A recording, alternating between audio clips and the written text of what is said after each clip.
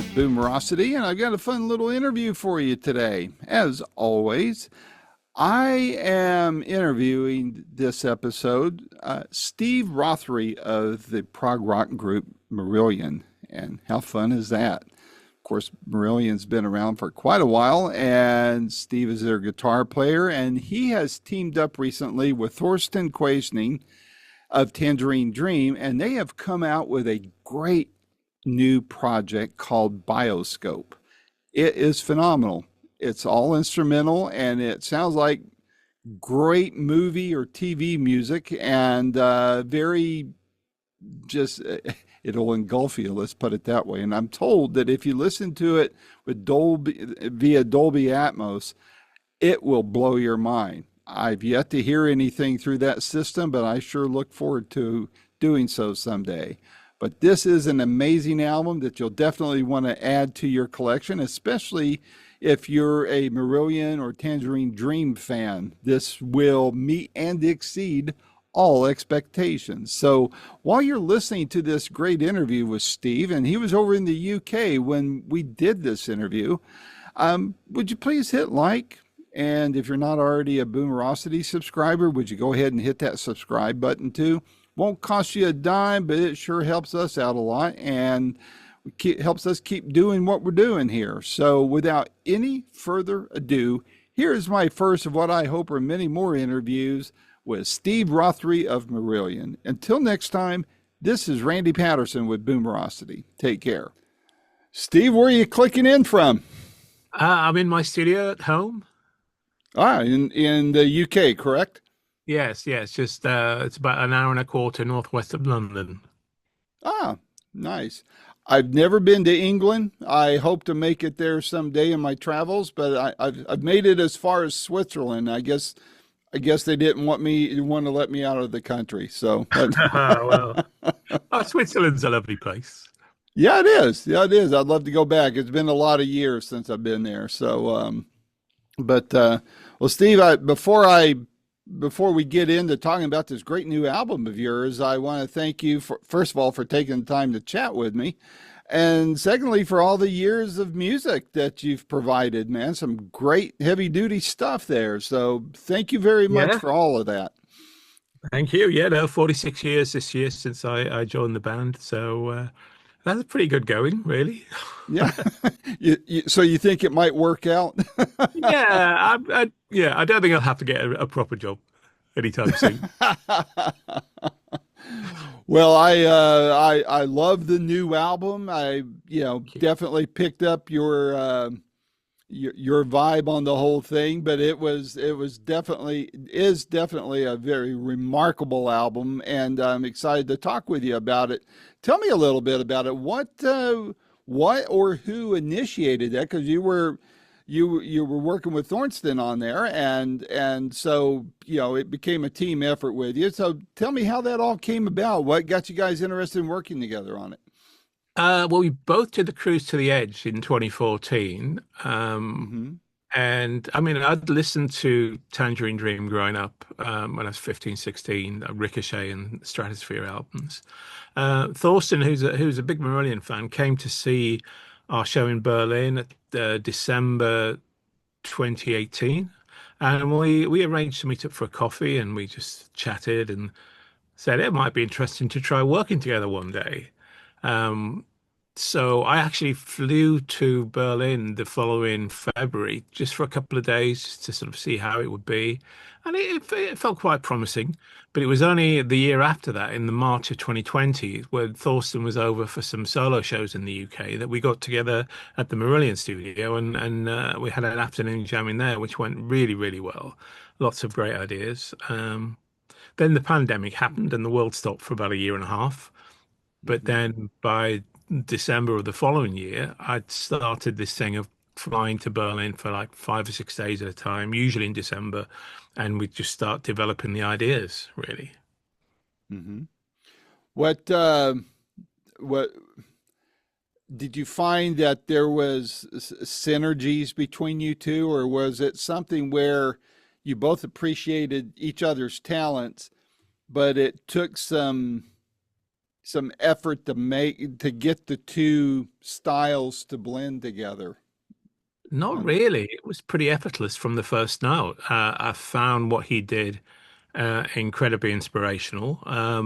So I just did what I do on top of what he does. So, it was that kind of musical conversation, really. And I think it surprised us both how well it worked, really. Sometimes you try working with other musicians and other writers, and it doesn't always gel. It can be a little bit awkward, like you're not in the same groove somehow. And with this, there was none of that. It was from the first session, really. It just felt very natural. hmm Did you both come together with songs already pre-written, or did you just basically collaborate right there and create it on the spot?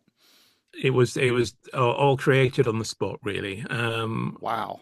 And yeah, it was just a very different way of working. I mean, in the meantime, I'd played a couple of times live with Tangerine Dream, so I kind of understood that side of what was required with this sort of music. But I think what we've done with it is something a little bit different to that, and there's a lot more changes and a lot more melody in Bioscope, um, and that just came about really. It's like I say, it's very natural, very unpretentious, unforced, no egos, no crosswords, just sheer pleasure of making music.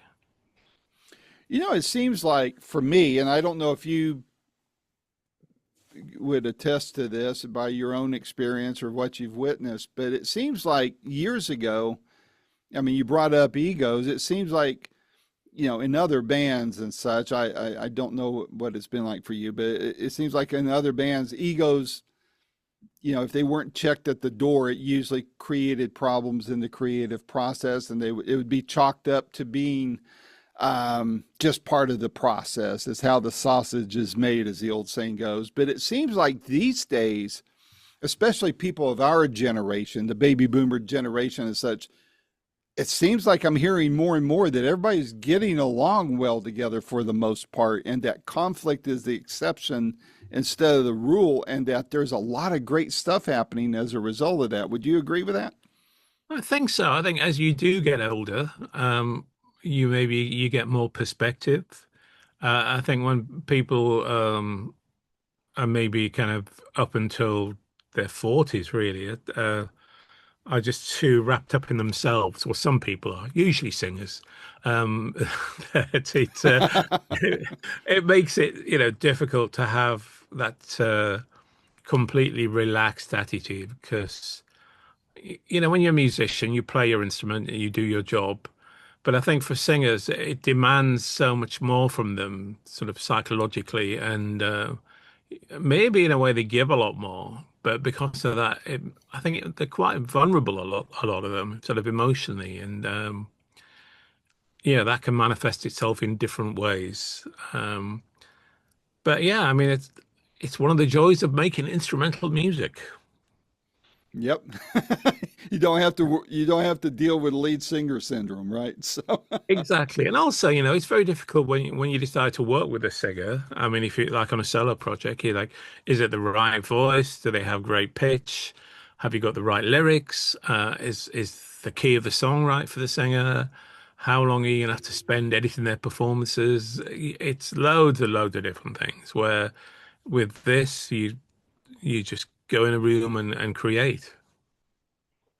well, the fact that you guys created together on the spot instead of bringing an armload of songs together.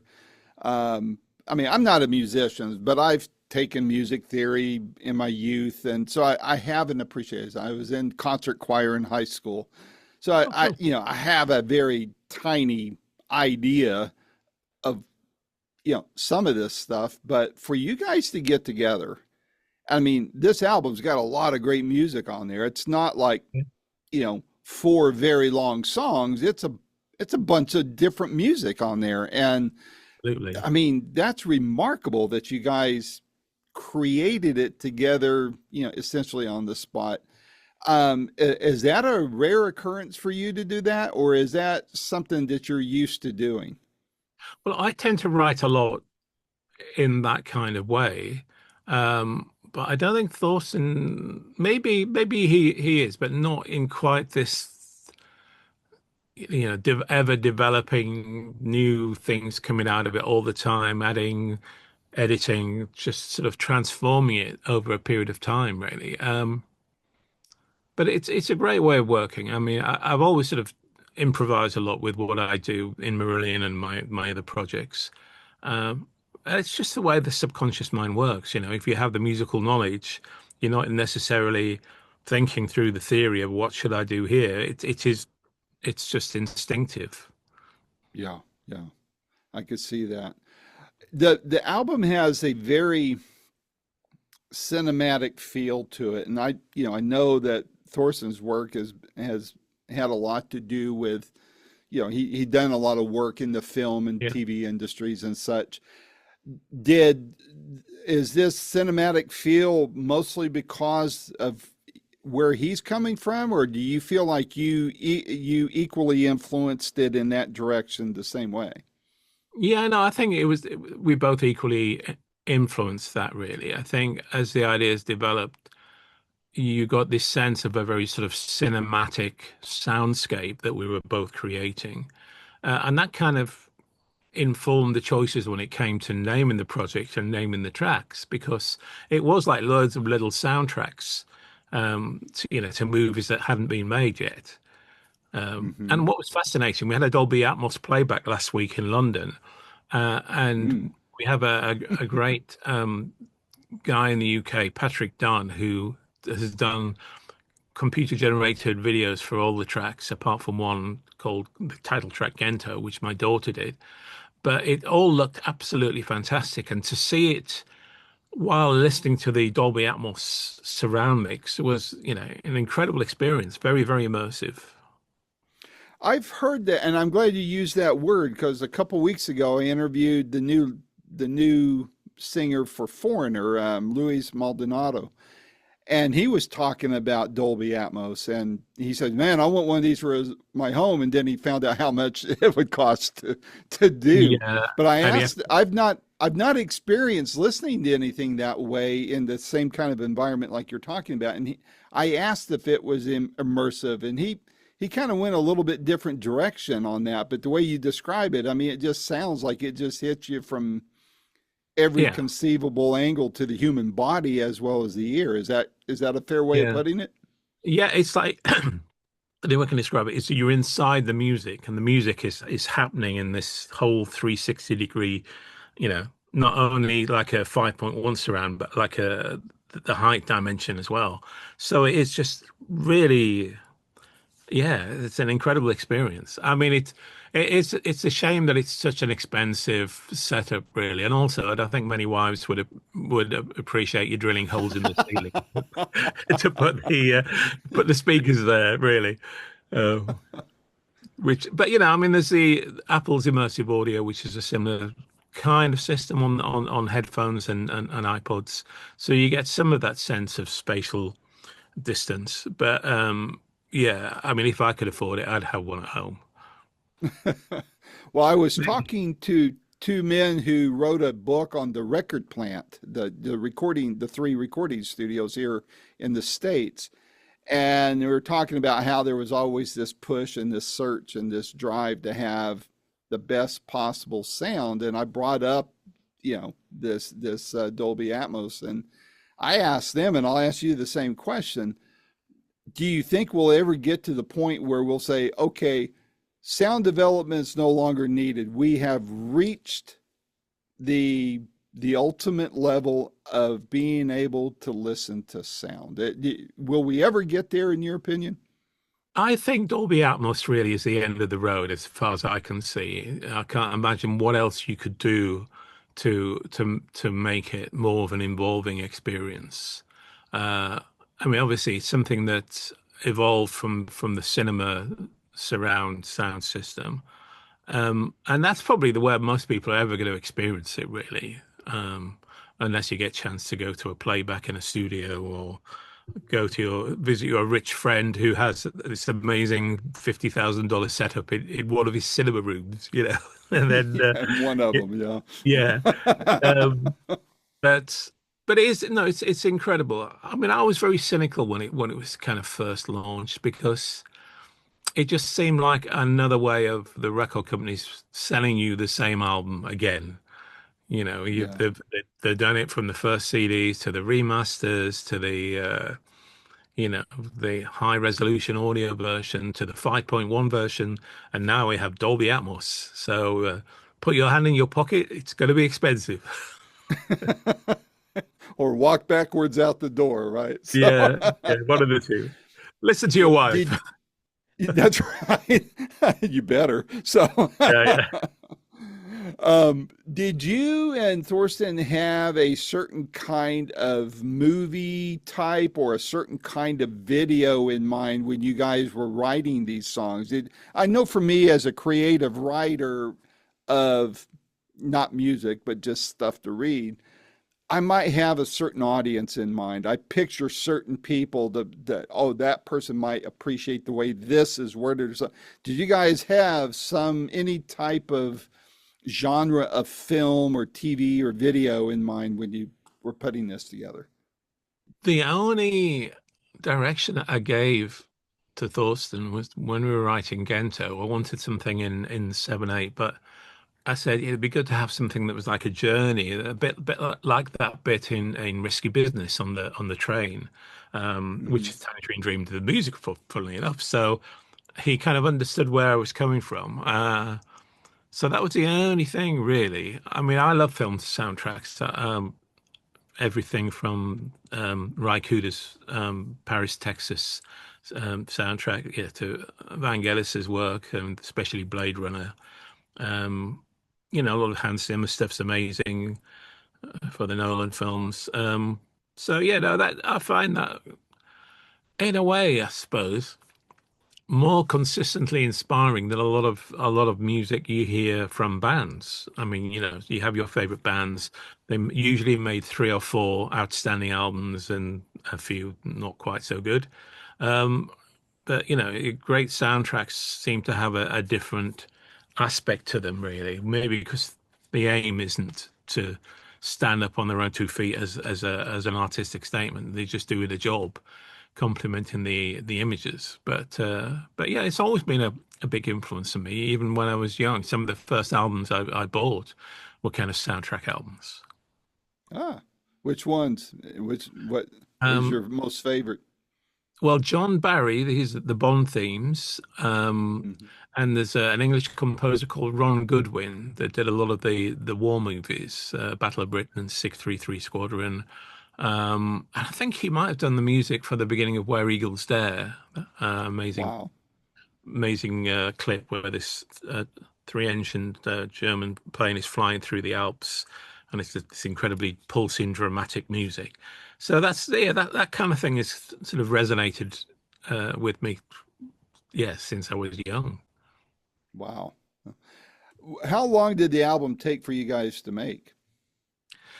Well, I suppose you could say that we started it in 2019, but if you added up all the time that we spent in the same room, it's probably no more than 5 weeks. Culminating in the last session we did in Berlin last December, where uh, we decided to put real drums in it.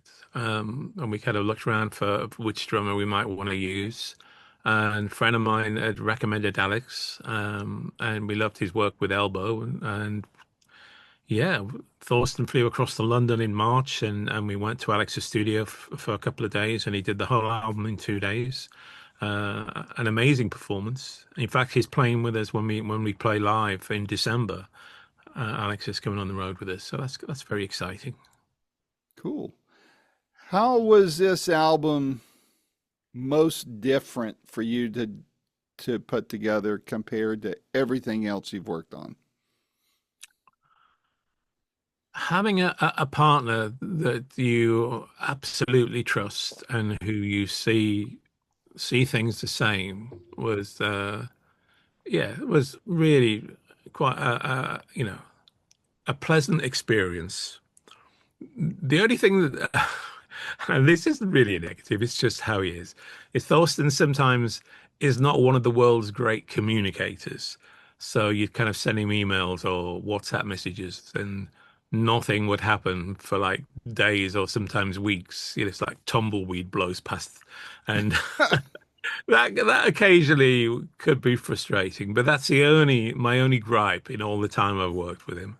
And he understands that. It's just yeah, artistic temperament. What can you say? Maybe a generational thing too. I have people like that. I'll send something. I'm kind of expecting a reply in, 2 minutes, and it may be Yeah. 2 or 3 days before I hear back. And it's like, all right, but Yeah, no, I'm the same. I tend to reply as soon as physically possible with things. yeah, Uh, so it doesn't get on top of you because there's so much happening. I mean, with this album, I've done so many interviews already. All have been, amazingly well received. But sorting out the tour in December, sorting out lots of other stuff. Um, Making another album at the moment with Steve Hackett, which I'm just ah, nearly finishing off. So yeah, my life is pretty busy. I start working in the studio with Marillion again in about another 3 weeks, trying to finish the new Marillion album. So yeah, I'm never short of things to do. Steve's a great guy. I've interviewed him several times. He's very kind, Oh, yeah. very gracious with an interview. In fact, I'd love to talk with him again. I know he just came out with an album recently, and I would love to chat with him on this. What would you say? What would you point to on the song? Because I know songs are like kids, and we're not supposed to say who our favorite kid is if we have more than one. But which song would you point to on this album as the calling card for the album? I think one of my favorite ones is the first track, Vanishing Point. So I think it's got Mhm. so many different places that it goes. It's like a real journey. Yeah, that's one of the things I'm really proud of. That and Kaleidoscope, because that's just something so Yeah, different to the rest of the record. yeah, I agree with you. I'm right there with you on that.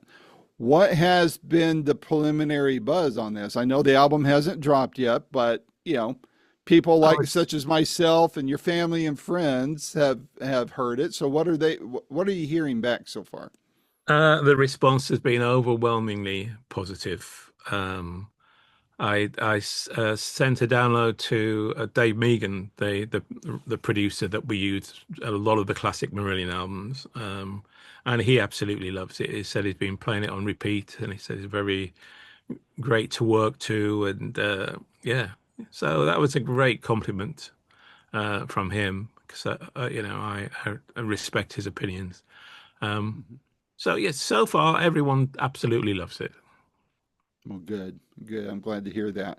I want to shift gears a little bit and look at the music business in general. You've been in it a day or two, right? So Yeah, you've yeah, seen a yeah, lot. You've seen a yeah. lot of changes in this business on all levels, whether it's technology, styles, business process, whatever. I mean, there's so many changes that have taken place, and you've seen it from the inside out. What would you say are the best and worst changes you've seen in the music business during your career? I think the best thing, the rise of the internet, um, in terms of taking away the control that a lot of the media and radio stations had to dictate the public's taste. Mm-hmm. Uh, the only downside to that now is that there's so much new music released every day that, unless you're very lucky or you've got great people working for you, it's going to get lost in the noise. It's just more music than you could probably ever listen to in your lifetime. Um, and I think for young bands, you're trying to survive in a streaming world is very difficult because it just doesn't generate the income you need for music to be a career. It can be a hobby or a part-time job, but you have to reach that threshold where it's a viable option to pay your rent or your mortgage. And I think that's a struggle for a lot of young bands. Yeah, yeah. Well, it's from what I'm hearing from artists too, it's, anymore the labels want to have an artist who's already developed their following Yeah. and they do their own merchandise and incur all the cost. And then if you can bring all that to the table, they'll be glad to sign a contract with you and take every bit of that away from you, Yeah. If you've done already all, ready made. yeah, if you've It's done like, their job why do for we them. need the label Yeah. then? Yeah, no, it is very, very difficult, really, for young bands, and we live these days with the TikTok generation. It's music is a commodity that you have in the background of your whatever the video is, cat video or something crazy. Yeah. Um, so yeah, but I think that's in a way that's what's cool about the Bioscope album. It's a bit of a throwback to the days when people did care, where you'd get the record and you'd lovingly open it up and read the all the credits and the background and look at the photos, and you absorb it in a different way than, oh yeah, I streamed that on Spotify or Apple Music, and yeah, it sounds Yeah. good. You're not as emotionally invested in a record that way as you are if you put your hand in your pocket and actually pay for it. And Yep. I think, yeah, it's just a shame more people don't do that. They'll go and spend $5, $6 at a cappuccino somewhere, but they wouldn't dream of spending $10 to buy an album. Yep. Well, I remember when I first launched Boomerocity over 16 years ago, I had the privilege of sitting in front of Sam Andrew of Big Brother and the Holding Company, Janis Right. Joplin's first band. And what he said to me, I've never forgotten it. I've got it, I still have the audio from that conversation. He said, Randy, when we came out, we were creating this stuff. Nobody had ever done it. We're inventing new sounds, this, that, and the other. He goes, now you have schools that crank out 500 graduates that can play Hendrix as well as Hendrix. Yeah. And so everything has been commoditized. Everything's been reduced down to a disposable type of thing. And I'm right there with you, man. I loved going when, you anticipated an album release. You'd run down to the store, you'd plop down your $3.99 for a brand new release of Elton John or Aerosmith or whoever, run home, put it on the turntable and start reading all the liner notes. And I mean, Yeah. I was a geek. I liked to know who was producing, who were the session Yeah. musicians, all that kind of stuff. Yeah. And now it's, we don't even listen to whole songs. And, for a musician, I know how frustrating that is, because for me, I mean, I've been doing this for over 16 years, and I'm amazed at how many people are doing what I do now.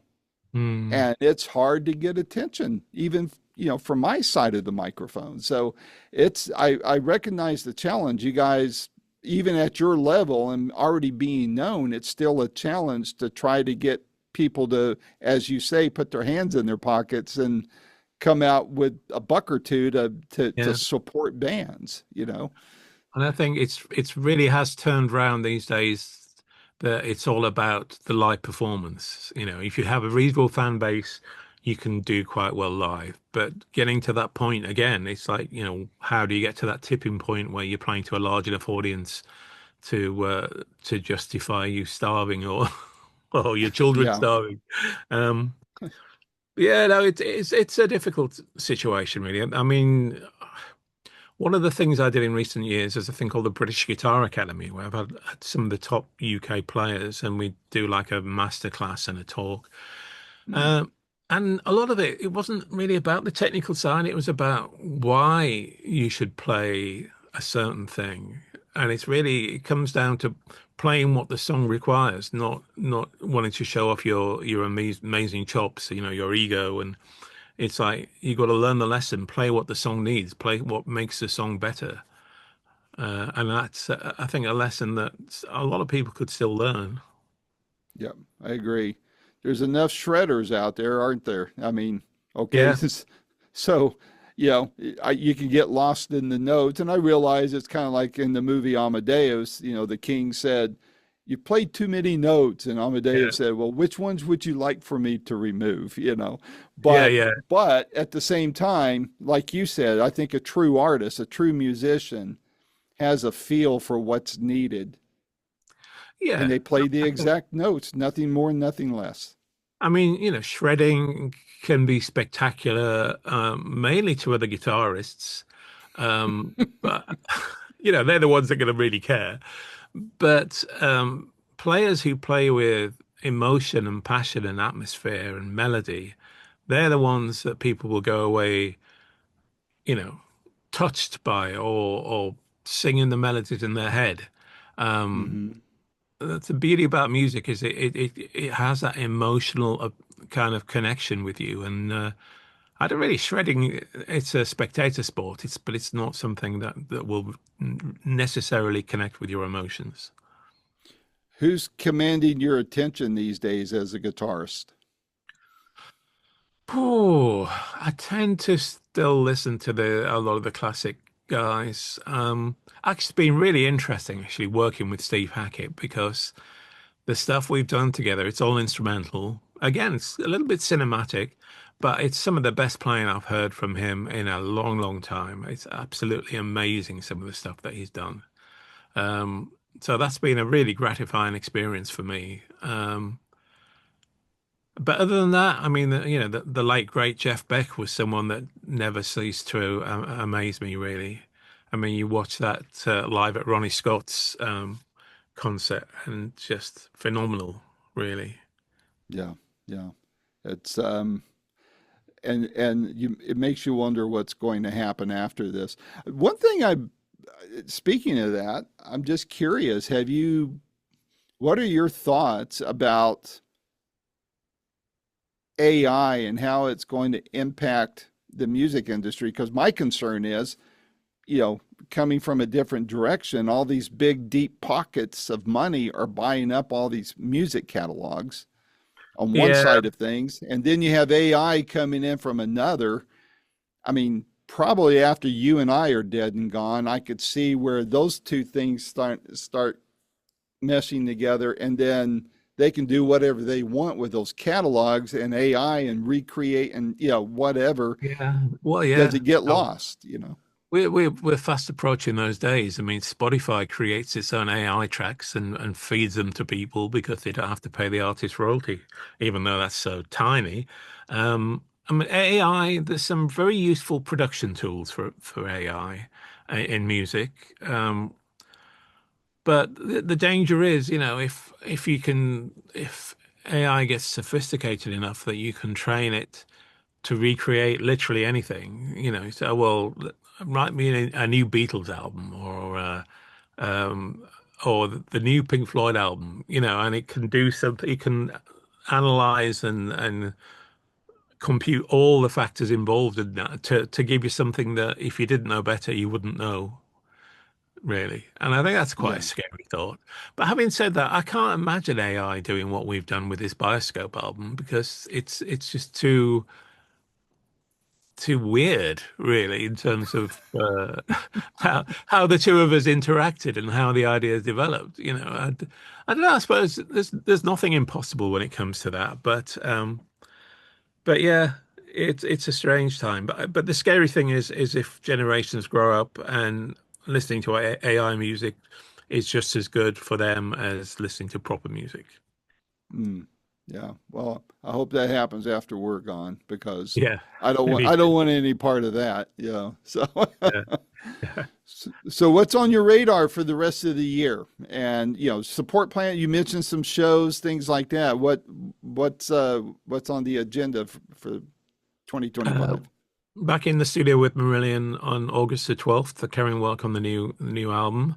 We have a couple of live shows. We have a festival on a beach in Cornwall at the end of September, and then the last Marillion weekend in Utrecht in the Netherlands at the beginning of December. I'll be finishing off the things for the Steve Hackett album the next month or two. Yeah, and then after the Marillion weekend, that's when I have these five Bioscope shows, two in the Netherlands, two in Germany, and finishing off in Warsaw in Poland. Hmm. Wow, sounds fun. Are you well? Do you think any of that will be filmed and put out for public consumption? Yeah, I'm talking about trying to get the Warsaw show filmed, Hmm. even if it's just for promotion, because these are kind of like showcase shows. You know, we have an amazing light show and video walls and these great videos and great sound guy. So if we can capture something that shows the band in the best possible light, I think it's, you know, it'd be very, very interesting for the people that maybe won't get a chance to see us live in the short term. Oh, well, cool. Well, when the new Marillion album comes out and yours and Steve's album come out, I would love to talk to you again in support of all that. I mean, I'm going to do my part to get the word out, and Yeah. it'd be, you know, and I've have my experience with talking with Steve, as I said earlier. So to have you guys together even would be a lot of fun to just. Yeah, I'm sure we could do a joint Zoom or something once. I mean, it's probably going to be sometime next year when that album comes out, but Right, right. definitely going to be worth the wait. All right. Well, yeah, definitely. And how about the Marillion album? When can we expect that? I'd like to think it's going to be sort of June, July, or possibly September next year. Okay. All right. Well, hopefully we can meet back up like this and have another good chat. And in the meantime, please stay safe, stay healthy. And I Yes. look forward to a lot more chats and a lot more music from you in the future. Cheers. Thanks, Brandy. All right. Take care. Thanks. Take care. Cheers. Bye bye. Bye-bye.